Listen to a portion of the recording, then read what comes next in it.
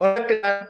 Muy buenos días, soy el doctor Eduardo Antonio Lara Pérez. En nombre de la Fraternidad Médica por la Salud, Médicos Unidos por México, les doy la más cordial bienvenida este miércoles 31 de agosto del año 2022, en nuestra plática con el experto. Y hoy tenemos a un conocido de todos nosotros por ser un médico excepcional, líder de opinión, al académico doctor Enrique Chacón Cruz. El doctor Enrique Chacón Cruz va a desarrollar el tema de viruela simiana o monkeypox por transmisión sexual. Adelante. Antes que nada, buenos días, buenas tardes, saludos ya desde Houston, donde radico. Si me permites compartir, por favor, Eduardo, pantalla. Es un gusto estar aquí, saludar al doctor Lara por la invitación. Vamos a hablar de un tema muy importante, dado que creo que a nivel internacional ya se están tomando muchas consideraciones al respecto. Sin embargo, en México no se le ha dado la importancia verdadera a este nuevo brote de viruela simiana. Es una actualización de la última charla que tuvimos hace aproximadamente un mes, pero con el enfoque que está teniendo este brote muy particular de viruela del mono o monkeypox por transmisión sexual. Como lo hemos mencionado, la viruela simiana o monkeypox tiene su origen de una manera zoonótica, principalmente en el África. Hay una variedad que es del centro del África, principalmente en el Congo, y la otra, que es la menos severa, que viene siendo el monkeypox o viruela simiana del oeste de África, principalmente la forma nigeriana, de Sierra Leona, etc. El brote que tenemos a nivel mundial, que es una mutación que vamos a mencionar más adelante, proviene de la variante que es del oeste del África, la menos letal. Afortunadamente lo digo. Ahora, ¿qué ha pasado? Hasta el 30 de agosto, vean que prácticamente en azul son los monkeypox o viruelas simianas endémicos, o sea, los que ocurren hasta la fecha en África, que siempre ocurren en el centro y en el oeste de África. Y en anaranjado vemos los países que han tenido el monkeypox no endémico, que es una nueva variante. Y vemos que prácticamente Oceanía, Asia, el Sudáfrica, Europa y todo el continente americano básicamente está afectado. O sea, todo el mundo ya tiene casos, principalmente los Estados Unidos, seguidos de muchos países europeos como España, como Inglaterra, como Francia, Alemania, entre otros. Y aquí nosotros podemos ver al día de ayer lo que está reportado. De casos confirmados, prácticamente ya son 50,000 casos confirmados en el mundo y con una letalidad del 0.03%. O sea, ha habido 15 muertos de 50,000 casos y ya en México tenemos más de 500 casos confirmados al día de ayer. Seguramente hay más y vamos a ver por qué. Algo muy interesante es que de estos 50,000 casos, prácticamente casi todos han sido localizados fuera de la zona endémica. O sea, de los 99 países, 92 países ya tienen monkeypox donde normalmente no debe haber. O sea, son los 7 que tenemos a mano derecha donde es endémico. ¿Qué quiere decir esto? Que este brote se diseminó fuera de África de una manera muy abrupta y muy rápida, dado que en mayo teníamos solamente en México, en julio teníamos aproximadamente 40, 50 casos, ya tenemos 10 veces más. Y estos son los síntomas habituales que todos sabemos. El monkeypox, realmente el nombre de monkeypox no proviene porque venga de un simio. El simio lo puede transmitir, pero generalmente lo transmiten los roedores. Son los más frecuentemente que lo transmiten, tanto por mordidas, por raspones, por arañazos o comer comida contaminada. Y en menor grado en el África, el monkeypox africano, de persona a persona, por las lesiones, que aquí las vemos, las lesiones en la piel o por vía respiratoria. Este es el monkeypox o viruela simiana endémico, el habitual, el del África, que ya tiene décadas. Sin embargo, tenemos que aquí, por ejemplo, estos son casos de Baja California, poco antes de que me mudara a Houston. Este es un caso de viruela simiana en Baja California. No muestro la cara, obviamente, por cuestiones de confidencialidad del paciente, pero vean que todas las lesiones están en el mismo estadio. Este es típico de la viruela, mientras aquí tenemos una persona aproximadamente de la misma edad, también de Baja California, mexicano, con una varicela. Y vean cómo la varicela en el adulto es más severa que en el niño, pero las lesiones están en diferentes estadios. Hay vesículas, como acá, pero también hay costras, hay úlceras, etcétera, ¿no? Que es una de las diferencias importantes. Sin embargo, aquí vamos a hablar qué pasa filogenéticamente o filogenómicamente en cuanto a esta nueva variante de viruela simiana o monkeypox, porque se está manifestando de forma distinta. Lo que ocurre es que es una variante distinta, es un virus, el mismo virus que proviene de aquí, del oeste de África, pero que ya tenemos una variante que es principalmente la variante B.1. De hecho, yo fui revisor del artículo que se publicó sobre esta variante que está circulando en el mundo y que es distinta en muchos factores a la viruela simiana o monkeypox endémica del África. Esta es. Y algo muy importante que ya se ha detectado después de este estudio italiano, se ha publicado en muchos otros estudios, la transmisión o la presencia del virus de viruela simiana en el semen y que puede ser transmitido por vía sexual. Y otra cosa muy importante, este es uno de varios artículos ya de series de casos, de las diferencias de los síntomas de monkeypox o viruela simiana entre este monkeypox, que es el brote mundial, a la viruela simiana africana, que es endémica. Y, por ejemplo, es un estudio de 197 pacientes. Aquí es muy importante ver que sí, la mayoría reportaron manifestaciones sistémicas, o sea, de todo el cuerpo, como fiebre, etcétera, pero un 38% de estos pacientes desarrollaron sistemas sistémicos, o sea, síntomas sistémicos como fiebre, dolor generalizado, después de haber presentado una manifestación local, como problemas en la piel, en la garganta, e incluso, algo muy importante que quiero mencionar, que 71 pacientes reportaron dolor rectal, dolor de garganta, edema del pene, lesiones orales o alguna lesión solitaria o incluso inflamación de amígdalas sin síntomas sistémicos. Y esto es muy importante porque esto ya se sale de los criterios operacionales para definición de caso probable o caso sospechoso. Vean, otra cosa muy importante es que más de la tercera parte de estos pacientes tenían una coinfección con VIH y 32% tenían otra enfermedad de transmisión sexual distinta a VIH, como sífilis, gonorrea, etc. Entonces, esto habla mucho de la participación de la vida sexual como medio de transmisión. Vean, este es un estudio publicado en Journal Watch por New England Journal of Medicine. Es un estudio de qué tan común, esto es muy importante, qué tan común es la infección por monkeypox o viruela simiana asintomática o presintomática, antes de que tengan síntomas. Y esto es algo completamente nuevo. A la fecha no conocíamos, esto es agosto 26, o sea, antes de ese día no conocíamos nosotros si el monkeypox o viruela simiana en este brote mundial que tenemos de 50,000 casos realmente afectaba o podía transmitirse antes de iniciar los síntomas.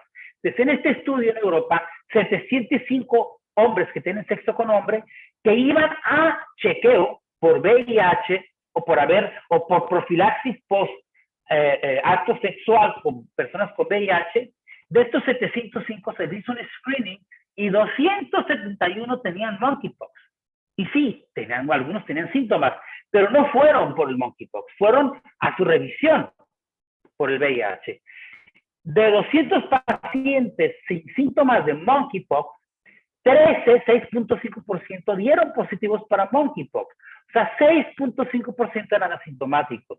Y solamente 2 de ellos presentaron después síntomas de monkeypox. Entonces, esto habla que hay mucha manifestación sexual, como edema rectal, peniano, dolor rectal e incluso lesiones orales por transmisiones que ya conocemos, pero que también el monkeypox o el virus de la viruela simiana puede manifestarse antes y ser contagioso. Y otra cosa muy importante es que el virus puede presentarse en semen, seguirse diseminando por semanas después. De ahí la importancia de la transmisión sexual como parte importante de este brote, no la única, pero como parte importante.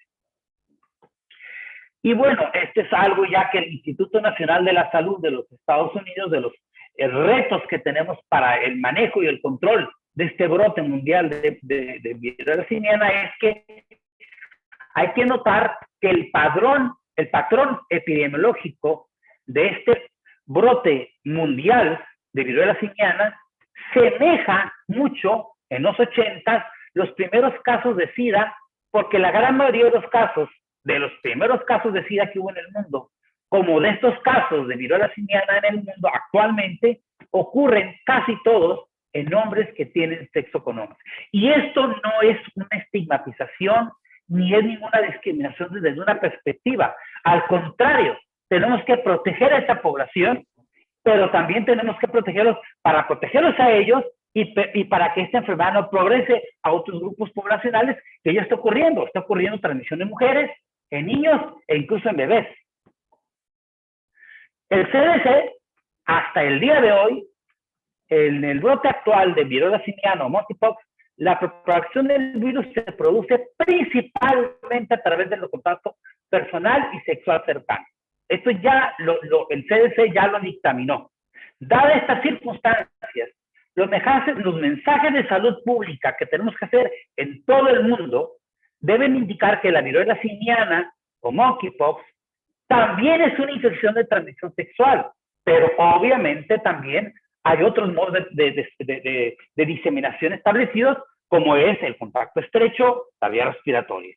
Pero el contacto sexual viene siendo ahorita el ponderante junto con los otros medios de transmisión. Y esto es algo muy importante, porque casi no se ha diseminado. Muy importante, o sea, el 99% de los casos en el mundo ocurren en hombres y el 95% de los casos que ocurren en hombres es en hombres que tienen sexo con hombres. Por lo tanto, tenemos que hacer un énfasis que además de contacto estrecho, el contacto sexual per se es un factor de riesgo. Lo está recomendando el secretario general de la OMS. Tenemos que hacer una vacunación en anillo a los contactos del paciente índice y a los contactos de los contactos, y tenemos que hacer un enfoque de vacunación a la comunidad de hombres que tienen sexo con hombres, así como los contactos y los contactos de los contactos. Si no, va a ser difícil controlar este brote que está aumentando. Por lo tanto, Estados Unidos no debe de ser el único que tenga la vacuna de Jynneos, que es la vacuna contra la viruela del mono. Y hay que notar que la gran mayoría de la población actualmente es susceptible, porque ya la gran mayoría ya no fueron vacunados contra viruela, que ofrece una protección parcial cruzada. Aquí fue algo que nosotros participamos a nivel de Latinoamérica, lo publicamos en el Lancet, sin embargo ya hay que actualizarlo. Obvio hay que tener aislamiento de todos los casos y contactos hasta por 21 días, pero quiero terminar con eso. Tenemos que actualizar los criterios operacionales. Además de lo que se recomienda de los contactos, el contacto estrecho, las secreciones respiratorias, esta enfermedad, este brote se contrae mucho por contacto sexual, y además la persona puede ser asintomático y contagiar. Y además es muy importante recalcar que si no actualizamos estos criterios operacionales, no vamos a proteger a la comunidad de hombres que tienen sexo con hombres y a aquellos que podemos convivir con ellos sin tener relaciones sexuales. Por lo tanto, el enfoque epidemiológico debe de cambiar para poder controlar el brote, y todos debemos de tener la vacuna. Es algo también muy importante, enfocado a la vacunación en anillo de los contactos y a este grupo de alto riesgo. Y con esto, pues prácticamente ya termino mi charla. Muchas gracias. Muy interesante y además alarmante porque si bien la persona con afinidades homosexuales pues tiene relación con hombres, pero también hay este tipo de personas que tienen actividades de servicios en las que van heterosexuales o mujeres que también se pueden contagiar. Estoy hablando de salones de belleza. Estoy hablando de muchas series de relaciones en las que hay cambio de ropa, que participan en esta serie de cosas, que tienen convivencias cercanas y que existe el riesgo de contaminación, incluso sin necesidad de tener relaciones sexuales. Sí, y lo otro, Eduardo, es los síntomas. Por ejemplo, la Secretaría de Salud, los síntomas son como, pone como caso sospechoso, probable, etcétera, los síntomas clásicos de la viruela simiana africana. Pero actualmente estamos viendo que hay mucho paciente oligosintomático. Hay mucho paciente que no tiene fiebre. Hay mucho paciente que solamente tiene lesiones en orofaringe, rectales o penianas, sin síntomas sistémicos. Y eso debe de estar en los criterios de caso probable sospechoso. Si ya lo está incluyendo el CDC, ¿por qué no lo estamos haciendo nosotros en México? Entonces, debemos de cambiar eso y debemos de incluir lo que ya se sabe, que además de las transmisiones que ya se conocen de transmisión de la viruela simiana, también está la transmisión sexual.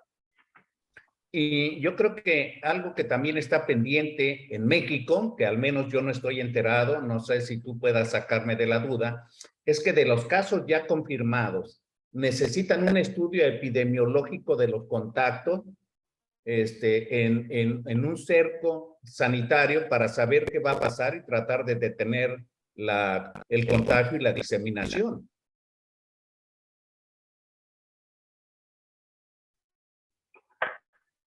Totalmente de acuerdo, totalmente de acuerdo. Yo creo que lo que pasó en Puerto Vallarta, hubo un poco de problema en cuanto a la búsqueda activa de casos y se les fue. Aquí debemos hacer cercos epidemiológicos en anillo, y si tuviéramos la vacuna, es algo que me duele, que no tenemos la vacuna, se pudiera controlar mejor.